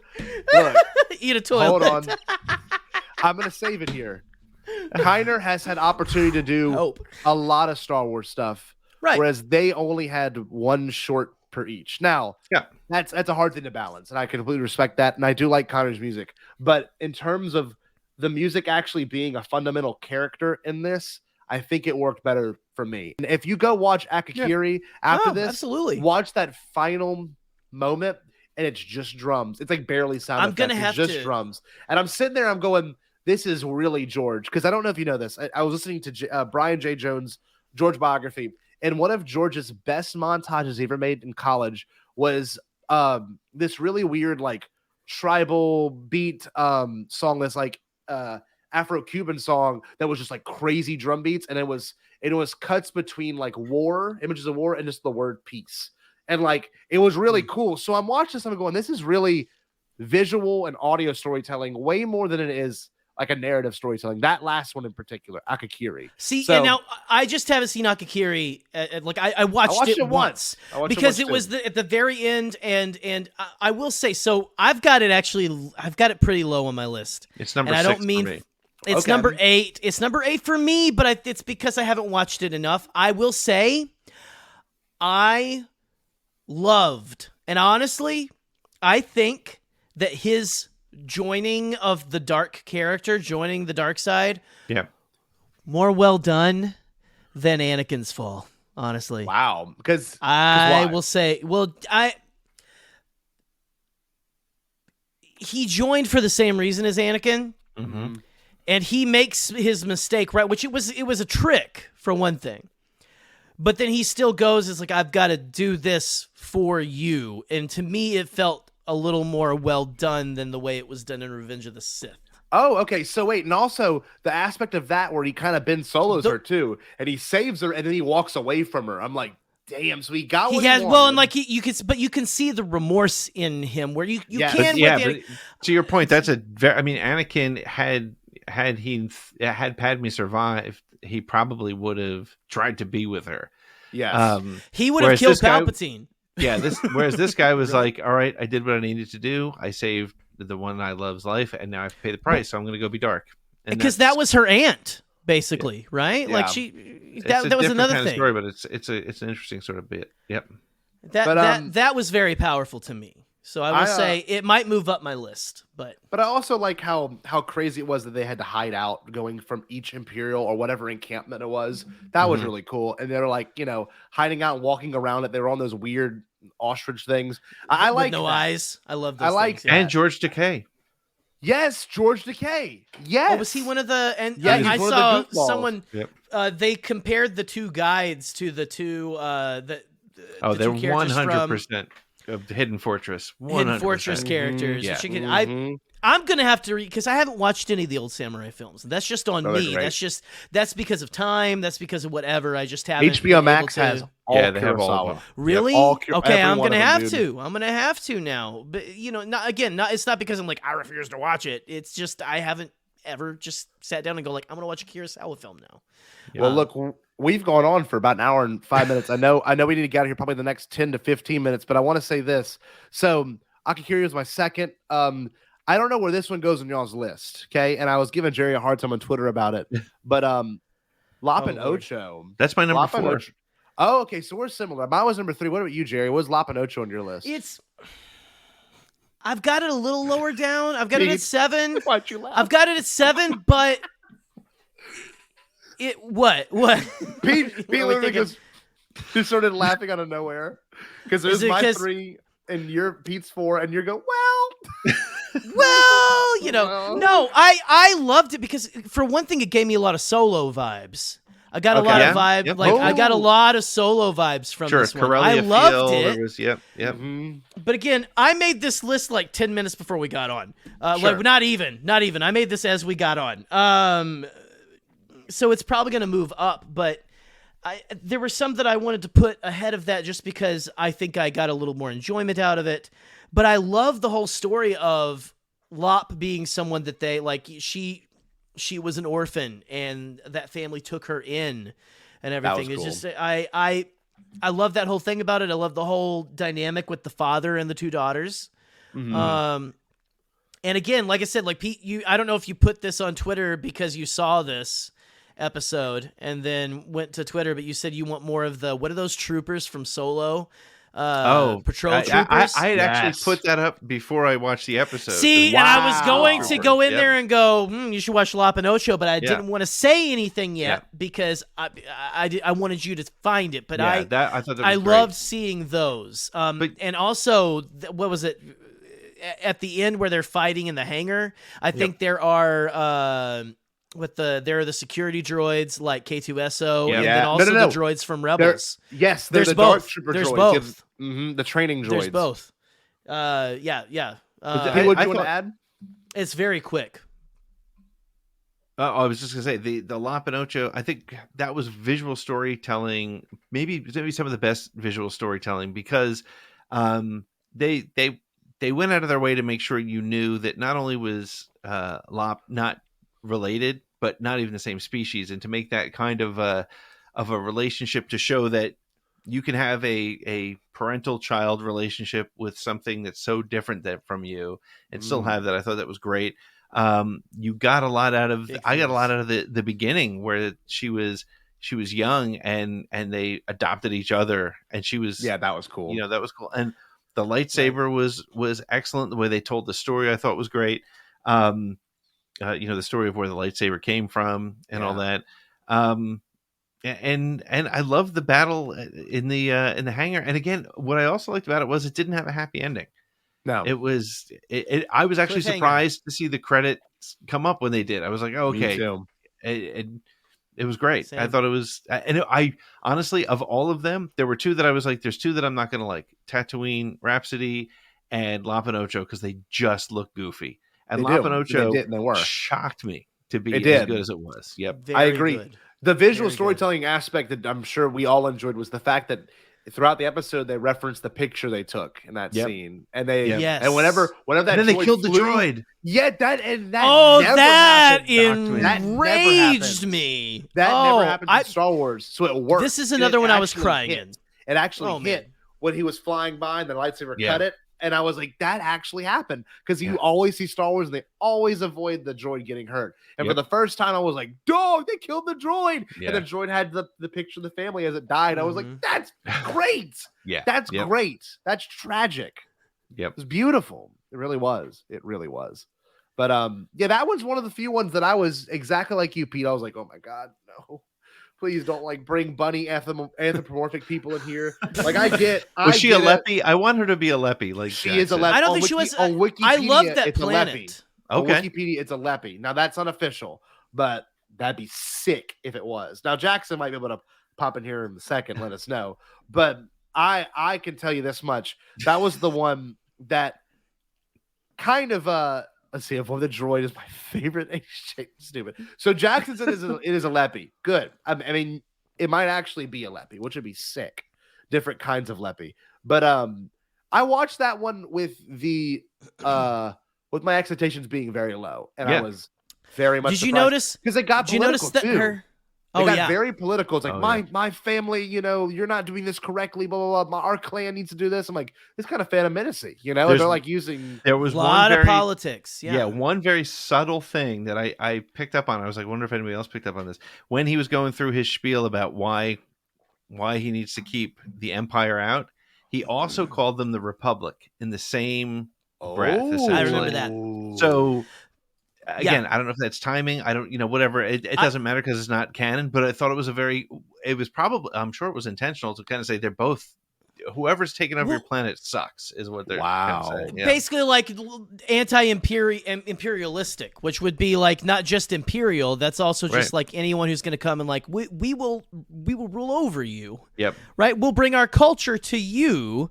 Yeah. And modernize and all that kind of stuff, and it's like no. We have a great culture. It's fine, Yeah, no, I loved that as well. And I don't know if you noticed that she had her little Dragon Ball Z power level. That was cool. That was cool. Which I put a tweet out there. I was like, that Imperial officer's power level is 9,000. It had a carrot on it. I don't know if you noticed. It had a green button and a little orange triangle. It's a carrot. That's kind of cool. Go look at it again. That's funny.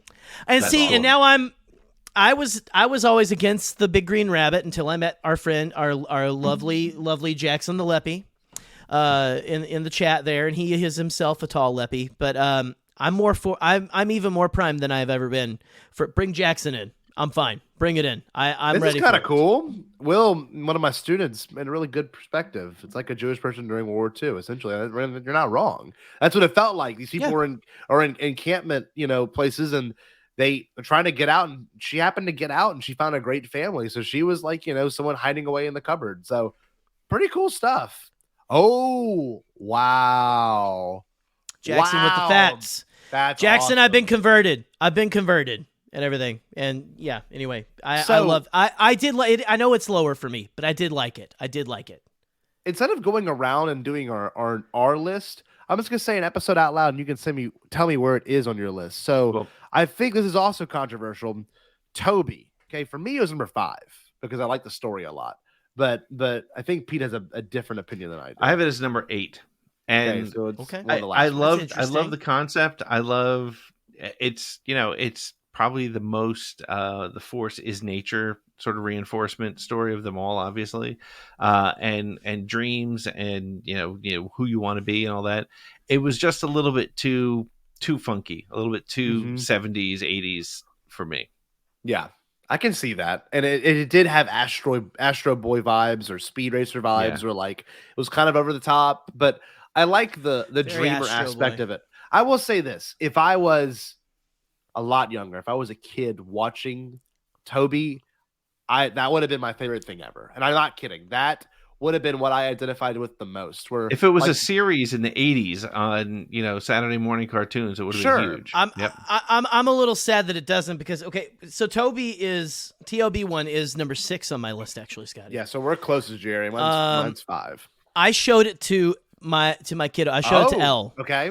I showed it to Elle today, and I was talking to Pete before. She's 4. I talked to Pete about it beforehand, and I said I showed her that one because that one was a little more kiddish, a little bit. Yeah, sure. It wasn't that. I mean, even the violence wasn't very graphic and stuff.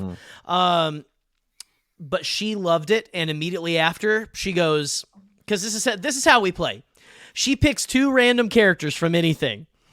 And she's one, I'm the other, or I'm a character and she's Eleanor. And she goes, "Hey, I'm Toby, you're Ariel, go." No lie. So it is. I will say, it is kid approved. It is very much kid approved, Sure. and she loved the whole. It's very. I thought it was very great for kids her age too, and I mean it's great for everyone. It's got that whole father. It's like a Pinocchio story is almost how it is. But the other thing, the father and a kid, right? And I think but the reason I think it was so low for me is for the same reason why I think the Ninth Jedi was so high for me was because it felt the absolute least Star Wars of all of them. There was no Star Wars vibe to it. Terraforming, right? Yeah. Scotty, that's not Star Wars. what time do you have to get up tomorrow morning? That's got to be a clip. That has got to be a clip because I love it. Scotty just 1 hour 15 and 16. But that's what it was. It was a story about terraforming. I'm finishing this whole bottle. The cap's not even on, and I'm just steady through it. It was a very I loved how it was very imaginative. It was here's this again. It's Pinocchio. It's this puppet who wants to be a real boy. It's a droid who wants to be a Jedi. And in the end, I almost again I don't. This is more of a legend. I think this would be a cool one to say it's a legend, but to have a droid who maybe is programmed to, and obviously his friend, it gets very anime where they join forces and form a Gundam with wings or something towards the end, which was kind of cool. There was just something about it that it's so imaginative. It's so this droid wants to be a Jedi. I also love that I don't know if you noticed. I didn't notice until my second time through that the Jedi, the professor, had no arms. Oh, what?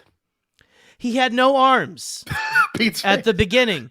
Because if you notice, he's always in his chair, and it's got the robot arms coming out doing stuff for him. But then at the end, when he's one with the Force, and he talks to Toby that was very Star Wars Rebels, by the way. I felt very World Between Worlds. Felt very World Between Worlds to me. He has the hands in the Force and everything. Oh, that's pretty sick. Go back and watch it. It's very, very, very cool. That's why it's number 6. That's why it's a little higher than some of the others for me. So here's a way to make this story work in my head so that I will not dislike it as much as I did. It's not that I disliked it; it's just it was not one of my favorites. But unless I'm wrong, tell me if I'm wrong. I think you could look at this as a great story that the Jedi Masters taught the Padawans so that they would appreciate the quote unquote humanity of the droids, right? So they understood. Oh, I like that. That droids have dreams. Droids are deserve your respect. Here's the story of a young droid that wanted to be a Jedi, and I love it. I can live with that. That'll make me dislike it less. So. Sure. And I get that. It's very imaginative. Like I said, it's very absolutely. for a younger generation. But I love it as, like you're saying, Pete, it's like as a fable. Mm-hmm. It is a fable. I didn't know this, Michael. Really, you brought this to our attention, and I know Jerry just did, but I did not notice that. That's why him using the Force to move something. I didn't notice it either. That is badass. He like when he uses the Force, you notice he moves his head a lot. Wow. And everything. He doesn't do the hand because now I'm going to be forced to and watch this one again. Yeah. Yeah, I will watch that one again. But I'm going to watch it in Japanese. I'm not going to watch it in English. See, I'm going to do that too. And we need to do the Japanese. Yeah. I want to watch them in Japanese because I think the dialogue and the sound of the phrasing of the words will make a lot more sense in that context rather than how, you watch it with the normal dialogue, the American or English dialogue. Mm-hmm. Look at me. I'm pretty lit up, not gonna lie. With the my face is pretty red. Look how red my face is. All right, let's blast through the rest of these. Speaking of that, back to fleshel hair. I think the one that people seem to really crush on Twitter, and like we've talked about before, Twitter is a different landscape, but people really enjoying The Village Bride, which I did too. It's got a Studio Ghibli look to it, like a Spirited Away. It really is a beautiful story, but the idea behind it is kind of cool. The Force is this natural thing that connects all of us, and they have a different name for it. It's very Native American in that sense, and the fact that she has to like give up herself to go with the Empire, I guess you could say, or what they were pirates. It was like a band of raiders who was that Dash battle Rendar's? Droids. Was that Dash Rendar's? It did look a lot like an out. It was a different style. For sure. Cool, that's my favorite ship of the whole thing. Honestly, even more so than and we'll get to the twins, but even more so than the Gemini class Star Destroyer. I loved that whatever model Corellian freighter. Awesome. It had like the whole flap on the side too. Yeah. That came up. Oh man. Cool. And obviously was a droid control ship because you blow up the ship. The droid. That's right. So, which was And it great. did That have was battle awesome. droids, which is great. That was cool a great too. callback. ATG3 was Yes, one of them. he was in there. Yeah. Yes, he was definitely Probably, in there. yeah. That's where Pete got him. He got him in a garage sale after that. Right, The he- guys he who was an survived extra. the attack.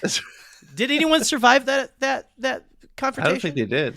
I don't think they did. I love how stupid they were, though. They played to that really I will well. say- what? Yes. The Village Bride's my number 3. Oh, that's Okay. see, that's my number 6, so it's halfway for me. Pete, what about you? It's 5 for me. Okay, so it is in our in between. Yeah, Yeah. I can see that. I'll tell you why it's my number 3. It's because Please. I love the build up.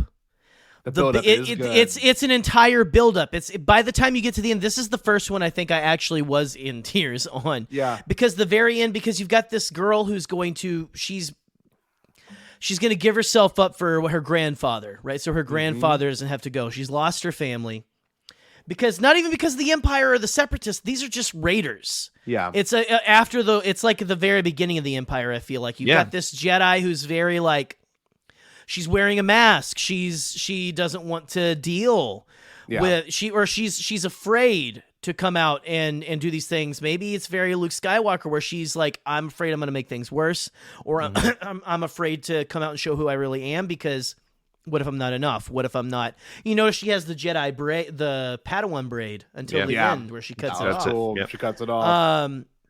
But the build up until the very end, it makes the confrontation so good. Sure. It makes it so powerful. And the way that, like, I mean, you don't, and I mean, I've forgotten the trailer. We had that whole Kylo Ren moment where the guy gets like paused with the Force. Yeah. But like you have where like I was legitimately like terrified for that girl and her sister, right? Yeah. And he's like that was that's what I'm saying. The anime knows how to really tug at those emotions and stuff. And this one especially, you have him and then like just the catching of the bolt. When she catches the bolt, I was cheering. I was like, yes, yes, yes. And like and what are you, a monster? Some kind of monster? No, I'm a Jedi. And So her cool. also. Her katana saber is one of the coolest katana sabers I think I've ever seen. And the way she like goes and like he's got the girl and the hand falls and then he falls. That was cool. See, And the also thing space stilettos. I'll say that Yes, for I'll say space- that for that was Alden kinda Diaz. weird. Space stilettos. Space That was Stilettos. very anime. That was very anime, but One thing too about that episode, that was when the music kind of hit for me, but that's also when the dialogue was really well done and nothing was wasted. Especially when the guy was pouring the drink for him and he was like, I don't know why I shouldn't be happy. Like I know what's coming tomorrow. And that's such a realistic emotion where we all have, that's life, unfortunately, that, you might be trying to enjoy yourself today, but you know what's coming the next day if it's something bad or if it's something good. And like that was the first time these episodes I was like, oh man, that's like a real human problem that I often encounter in my life where you're like, I want to enjoy this, but I can't because I know what's going to be coming from this. And the fact that they described the Force differently was very beautiful. It was very much like the Na'vi in Avatar. Where you're like, I like how they describe it in this. It's like Native American culture where they describe, their connection with nature in a much different way than we describe our lack of connection with nature. I like that. I really liked that episode for that reason. have either of you read and or listened to The Legend of Luke Skywalker that came out right before The Last Jedi? Yep. There was a lot of that where Luke's going out and they're like people in different planets who have a connection to it call it different refer things. to it as different things. Yep. So Yeah, interesting. that was very I cool. love it. Yep. But the way that the way they presented it in this, like you're saying, Scotty, the way that they're like, they're so connected with nature. And there's a line I forget that I loved where she's like, where she says, if you throw a rock, you can't change the course of the river by throwing a rock into it. Mm-hmm. But if you move with nature, you can benefit off of each other. You can work together. That's a very and just that's a great Force very theme. great Yep. line, very great thesis statement of that. Of those guys are trying to throw a rock in the path. They're trying to change the course of the river by throwing a rock into it. Whereas she's like, what she said, may the Force be with whatever they call or something. Yeah. Or she says she praises what they call the Force, and then she says, "May the Force be with it." And then she goes after them. So just so much about it that's so powerful to me. So I love it. And also I love that dude used his helmet as a missile. That was really cool. That was cool. That was cool. He looked like Luke. He looked like old Luke too. I like That's that what parallel. I thought so Yeah, much. Luke. I thought he was a Jedi at first, but he seemed. Also, shout out to that dude you were talking about who was really sad at that moment where he's like, "This drink's not strong enough." Yeah. Yes. So one thing I need to feel that. mention, I feel him. because I think it speaks to Bombadcast the most, and unfortunately, it was my number 7, and I think for most of us, it probably wasn't the highest on our list because it didn't really involve the Force all that much, but it did involve the theme of found family very well, and the idea of music in Star Wars, which is something I've always been interested in seeing more fleshed out. The Tatooine Rhapsody. That was awesome. Boba Fett, Tamora Morrison coming back. That was very Bombad. But it was also that like whole episode. the design of it was very much like cutesy anime. And you know what I did notice, which is pretty risque, but it was a Rhodian, so it wasn't as bad, was they threw in the slave costume, which you don't see often in Star Wars anymore. Well, it was They the 3 from the special editions. I don't know if you watched them that recently. was surprising. That was I don't know surprising. if you watched them recently, but they have all 3 dancers from the special editions. I love that they use the that's the Imperial era, obviously. Mm-hmm. That Jabba's now using the pod race arena, like he uses it, like, "Hey, come see an execution. Come Pretty on, cool. guys." Also a show, I guess. Yeah. Fine. I loved that Tamira Morrison was Boba Fett. in this. Badass. That Yeah. was Like a few that was so lines. good. You can tell that was one day of recording, maybe 1 hour. Yeah. Like, come and record this real He was in quick. the same All right, closet great. as David Harbour. Yes. Yes. That one Yeah. actually got me a little bit in the feels. It essentially whenever the Jedi character, the Jedi and had the lead singer, when he's remembering back, like you see that scene at the beginning, but then it's played almost for like oh, I'm a singer. When they go back and it shows the Hutt actually reaching out in friendship. That was a very powerful scene. I thought I liked that a lot. So. I agree. Pete, where was that on your list? How did you feel about that one? For me, it was number 7, but it was a high 7. Like 8 and 9 were pretty low on my list, but 7 was yeah. I mean, I enjoyed it. To me, I actually thought we were going to get more stuff like that because Me too. But it was, I was bracing for that. You know. Yeah. But it was fun. I mean, it was a good second episode because it was a little bit goofy. It was a little bit out there. But it was someone called the lineup of episodes like a good album. Yeah, like a lineup of an album. Good point. So to me, it was just fun enough. It was just different enough, and it didn't. I don't know. I thought as somebody who's a big music fan, I thought I would be into it more. But music, of course, was secondary. Just so happened to be what they were doing. Yes. It was great to hear Tamira Morrison, but it was also weird that was the second one because then you started to almost expect to hear some other familiar voices. I'm gonna say that. And it also having canon characters in this non-canon universe was a little bit bizarre. Yes. Good point. But it was a fun story. It was again, what was the moral of the story and what was it all about? What were you trying to do? You were trying to it was devotion and dedication and loyalty. That's what that was all about.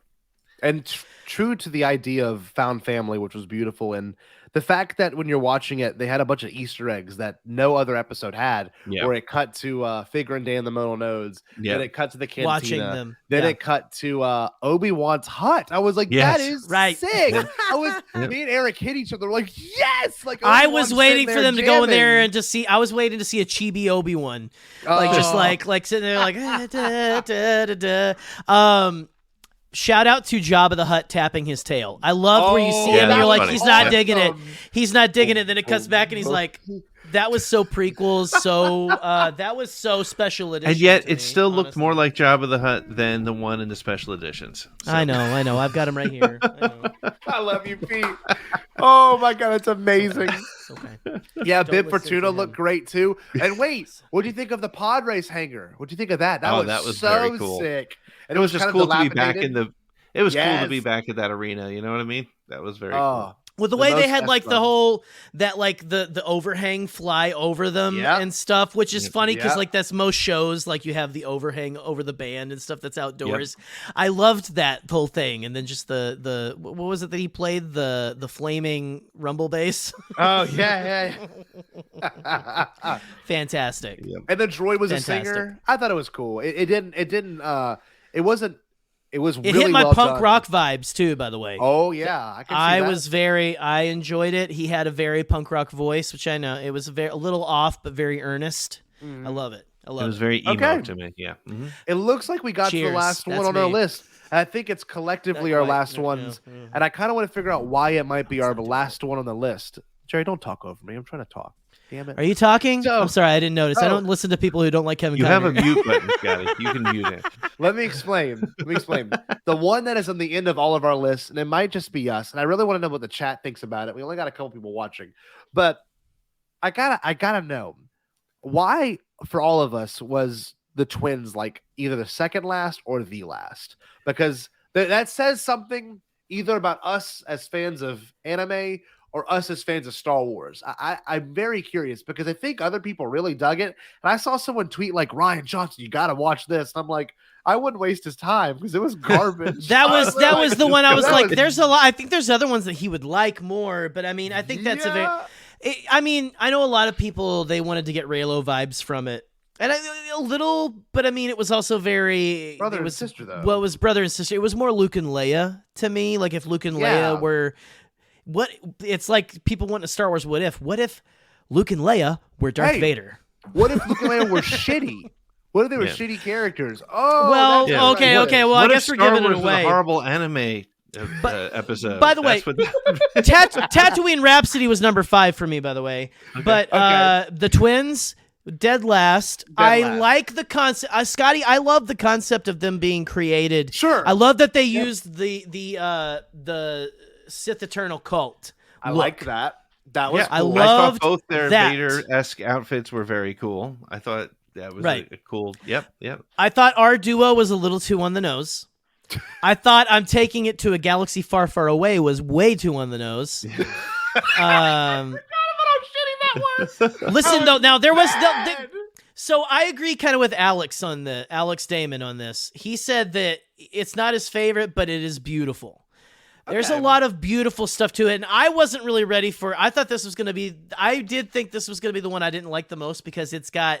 You had in the trailer, you have the lightsabers wrapped around the other lightsaber, and we see in this one it was more of a lightsaber whip kind of a thing, and there is a lightsaber whip in the High Republic, by the way, and so but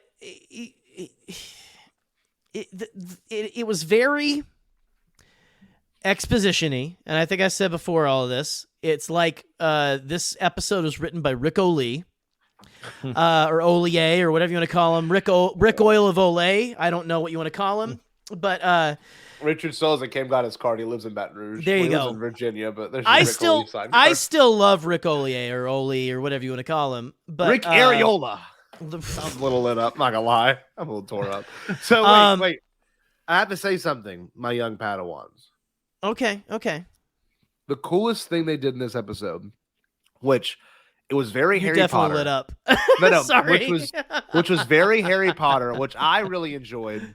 Was whenever they had gotten that big clash, and then they had like an out of body experience. They were talking to each other. That was the only time in that whole episode I was like, that's kind of cool because we've seen that in Harry Potter, right? When Harry's talking to his parents when he's fighting Voldemort, and I'm like, that's actually really cool. But besides that, the episode really, unfortunately, didn't do anything besides the over the top art style, and they did use something too from The Force Awakens that was cut. Don't know if you remember this. In the concept art book for The Force Awakens, there was this thing where Rey had an X-Wing, and what she did was the top of the X-Wing came off, and she held her lightsaber underneath the bottom of the Star Destroyer, and she scraped the whole bottom of it, and it ended up damaging it severely. That was. Can you imagine the trolls if that actually happened? Sure. Of course, but Sorry, sorry. Watching happening in anime was really sick. It was really good that way. And the only Right. reason it worked was because the rest of it was just such a bonkers shit show that it didn't matter, was. right? Because they're was like- fighting outside on top of a Star Destroyer. If you don't like, if you think that Star Wars needs to obey the law of physics, this No, is not the one for you. Correct. Yeah. At least with the helmet thing. There were only two good things about it. One you mentioned, which was I thought that their variations of Vader armor was cool. Yeah. And that they were sort of interrelated. And number two was the Gemini class Star Destroyer was an amazing concept, and I'd like to see Absolutely. more. I would like to see more of that. But the rest of it was the animation style was not my thing. Sorry, Boop. It just was not my thing. The only idea behind it, the ending, was when he was on Tatooine. He was on the broken down X-wing, Yep. and he was talking to the droid. I'm like, that's kind of cool. Yeah, it you know, was like cool. he accepted the fact that The way couldn't that bring it her was back. crashed, Yeah. nose first, was really neat. Yeah. But that's. I mean, that's. Yeah, it was number 9 for a reason. I have nothing more to say. I agree. will say this about the dialogue is one of the points I wanted to make is it is very Speed Racer, like original Speed Racer. Because they're like, oh, he's going to pass me. Oh no, he's coming. He's using the buttons in his car to activate his boosters that are going to make him jump over my car. Ah, kind of a thing, which is very much a style of anime, whatever you want to call it. Okay, it's very much a style of it, and I get it. Not my cup of tea, but I don't know. I think there were some cool elements of it, but again, it's bottom of my list for right now. It just like for all the reasons you guys have already said. Well, if we don't mind, let's try to wrap this up because it's time for me to go to bed and I need to take an Advil. Scotty's had too much sake. Scotty hit the sake. So I want to say this. That's why I love the Speed Racer movie. Sorry. Sure. Go on. Overall, I think this experience of watching Visions was really sick. And I'm glad they did it. I'm glad it wasn't like, I'm glad I didn't sit there the whole time and go, how does this fit in canon? You know, like we do with most of other things we watch. Right. It's one of the few times when you watch it, you can go, I can accept this for what it is because I'm not being driven crazy by the fact that it is not canon or that it is canon, whatever. Right. And you weren't creating theories and like, why? Your brain could let it. That's the few times you watch Star Wars and you can let your brain quiet down and go, let me take this for what it's worth. If I don't like it, if I do like it, I can only watch it once and we're fine. It doesn't have any bigger implications like we're so used to. So watching this in particular, it felt right. But I will side with Pete 100%. I want to have it be week to week. Or if they told these stories in live action, okay, I would have loved that for that reason. It might have been over the top, but give us stories that aren't canon in live action because I want to see interesting storytelling without being constrained to the canon idea of things. So let me throw a question out to wrap it, unless you also have things for each of us. If you could see any non-canon thing for the next project, what would you want to see? From Visions or just in general? No, just in general. So because Visions worked, right? And Visions worked great. Yep. Pete, that's really good. I saw the reason I asked was because I saw somebody say it on, I think it was on Twitter today. They said something like, let's see an anime version of the Dark Empire comic series. Oh wow. If they could do that, that would be sick. So like adapt EU. Yeah. Essentially. And make sure it's not canon. Just adapt it. And do it as anime. Yeah. Yep. Ooh. That could make a lot of people happy and or very, very mad. Yes. I think maybe more of the former, honestly. Like original storytelling? Yeah. I don't know. Yeah, I think I would. Would be good. I think I would love to see more original stories. Like, I want to see more of these continued. Frankly. Yeah. I would like to see more of that. Yep. I just saw the Trioculus tweet. So I think that's the case. I think what we're gonna get is a season 2 of Visions or another thing where they maybe stray away from the twins, or maybe they stray away from whatever things like the duel or whatever ones didn't have an open-ended story. The ones that did, though, the Ninth Jedi, that could be a whole nother sequel that can have another part. Absolutely. Lop and Ocho have another part of it. Give me a 2-hour Ronin. That would be great. Sure. Yeah, I mean, You're even right. after, I'm so excited for that novel, but like, I'm sure you could keep going. Like, a guy who's a Sith who's also hunting Sith. Like, I want that story. I want that story so bad. Anyway, sorry. And it's nice to have that and not be stuck with the idea of who trained him, where's he from, what Yeah. time Right. period does he exist in. So if they gave us more of that in live action, it would be difficult because they don't want to spend the money and Right. have it not be worth the overall story. Yep. But I mean, I was very impressed with how well this was received, both in a fan way and maybe on a younger level. I mean, I got my students in here that actually enjoyed it too. So I don't know. That's my closing thoughts. I really dug it. I wish it would lasted longer. I wish we could have done an episode every week where we Yep. talked about the duel Right. or we talked about whatever. Because then maybe it wouldn't be such a harsh conversation. Because I agree. I think Yep. it would have been. I think it would have been both ways, or I can see it both ways for me. I don't know. I Sure. don't want to. You know me. I don't want to take a side ever. So yeah, but I will say for my closing words, I want a live action. I want Star Wars Visions, the next one, to just be about Han Solo building his dream house. That's all I want, with his beeper and everything. investment. Can you imagine, like, Tatooine Rhapsody style, but it's Han Solo and Chewbacca building his dream house on Bespin? Beautiful. Give it to me right now. 3 cloud car garage.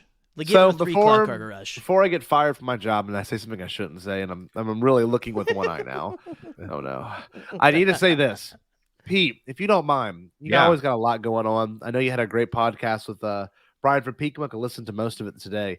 What else do you got going on in your life that you can plug? Okay. Well, we have 2 interviews in the can. Oh, look at that! You used my. I love it. I feel like I'm home. Yeah. So over the next week we have Marie Wilson, who is the Dragon Con trivia champ, 2 years running, and then the week after we have Susie Bryan, who has some really fun. It was just a great conversation about Star Wars, and of course, every Saturday you're getting our Disturbances in the Force, which is 5 minutes Star Wars, no spin, no bullshit, no clickbait. Awesome. Just here's the 5 minutes of what happened in Star Wars this week. What I would say is, if you're listening, when you check that out, share it with your friends. Share it with all your friends that you talk to that are getting all their BS stuff from Facebook, my stepdad, and really crappy YouTube channels. Just share it. Say, listen to this so you know what's going on. Then you can make your opinion. Don't get the news and the opinion together. Get the news, then put your own opinion on it. Disturbances in the Force every Saturday, 5 minutes. We'll give you the galaxy. That's the rule there. That's beautiful. I love that, Jerry. If you don't mind plugging what you got going on, can you do that real quick? I got Hyperfocus, but I'm also gonna make my pitch for let's get Lop from Lop and Ocho and Ronan from the Duel to have a wedding at Hologram Fun World. Let's do it. Let's do it. That is the project I want. I want it so bad. No, guys, check me out. Let's see. I got actually Bupenheim, talking about her stepdad here, is going to be my guest next week. Oh wow. So it's going to be, and listen. Let's try to forget the whole "let's go as long as we possibly can," because I mean, unless Alden Diaz or someone like challenges you, not that I don't want to talk to you forever, Boop, but the conversation could go for hours. But it could go for hours before you even get started. That's what I'm thinking. Do you thinking. see the comments and stuff? I posted and Alden was like, "I'm just gonna tell Jerry straight up, just go to bed, man. It's cool. I got this." You know. But listen, that is fun. I want to do all the people who have gone the longest. That sounds really bad. Have like a tournament or something, or like a special where we have all of them on to talk and see how long we can go. How long can we go? But listen, check me out, Hyperfocus. Check me out. I don't know if I can pitch this yet. I don't know if it's been said on Twitter, but you know what? I might possibly be hanging out on Force Connect tomorrow night. Oh, nice. So, might be making my return. Jackson, don't yell at me. So, that Scotty. So, I have unfortunate news, not bad news, unfortunate news. So I will be out of town next week. Pete knows why, but Jerry does not know why. And I will warn you yet again. I will 100% break the internet next Wednesday. Our fan base is going to shatter underneath its own feet. Pete knows, and you don't know, Jerry, because I've been saving. I told it to Pete. He was the first one I told. I told Pete 6 months ago when I found this out. So Jerry, you're gonna sit in the dark for a little bit longer because it's gonna be worth it. Pete, is it gonna be worth it? Oh, it's totally gonna be worth it. You're going to lose. I am starting to have conditions. Do I need to ask off of work? Like, what is going on? No. Okay. You I'll will work receive- I will shill for Bezos as scheduled then. Okay, fine. I will say Bombad Gaming, unfortunately, next Wednesday, and I think the following Wednesday, I'm gonna be. Me too, Nick.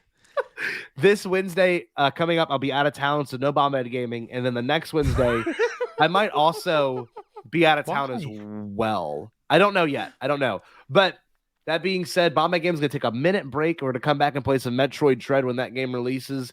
And as always, every Thursday, you've got the Bombadcast. Us. Next week's going to be fun. I'm seeing Venom next week, which I'm very excited for. And then immediately after, I believe we're talking about... Are we talking Bond?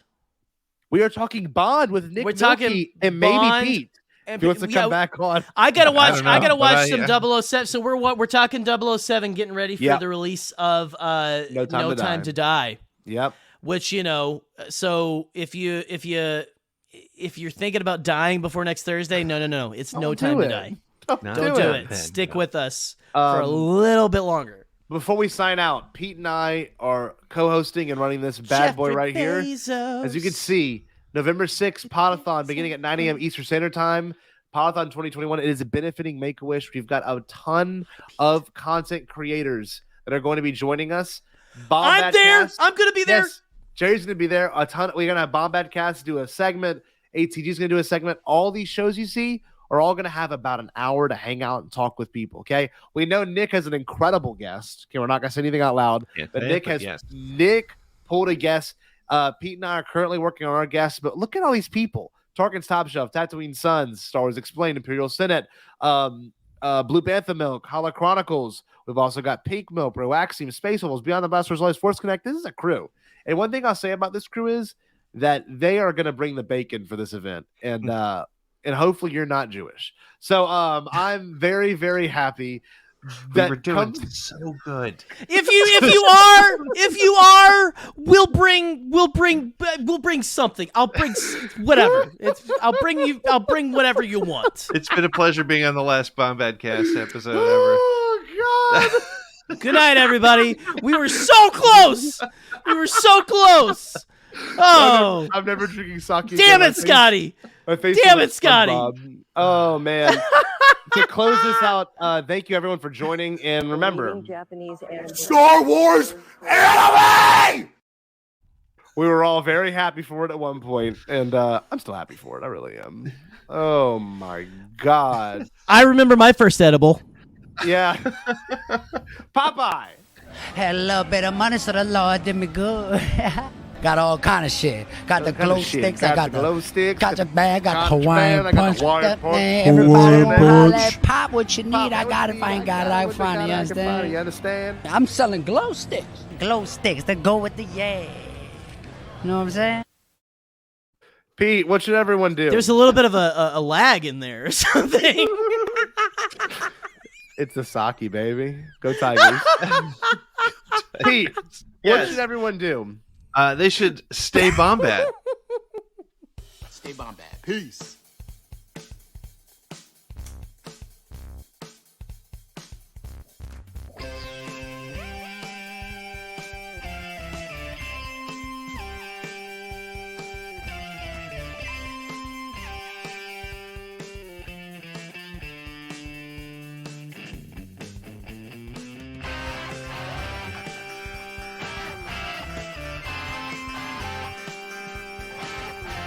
Saki Scotty will return for Star Wars Visions Season 2. I might return for Podathon, but he will fire me. Go Tigers.